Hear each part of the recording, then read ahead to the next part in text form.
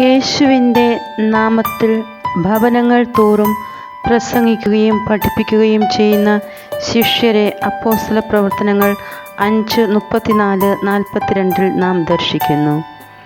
ദൈവത്തിൻ്റെ കാരുണ്യത്താൽ നയിക്കപ്പെടുന്ന ഏവർക്കും ലോകത്തിലെ മനുഷ്യൻ്റെ അധികാരികളുടെ വാക്കുകൾ ഒരിക്കലും ഒരു തടസ്സമാകുന്നില്ല.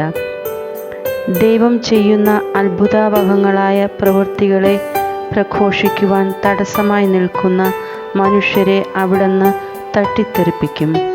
എന്നാൽ ക്ഷമയോടെ അവിടുത്തെ കാരുണ്യത്തിന് സാക്ഷ്യം നൽകാൻ മുന്നോട്ട് വരുന്നവരെ ദൈവം സമൃദ്ധി കൊണ്ട് സംരക്ഷിക്കും. കരുണ ചൊരിയുന്ന കർത്താവിൻ്റെ ശക്തമായ കരത്തിന് മുന്നിൽ താഴ്മയോടെ വ്യാപരിക്കുവാൻ നമ്മെയും ശക്തിപ്പെടുത്തണമേ എന്ന് പ്രാർത്ഥിക്കാം. ദൈവം നമ്മെ സമൃദ്ധമായി അനുഗ്രഹിക്കട്ടെ.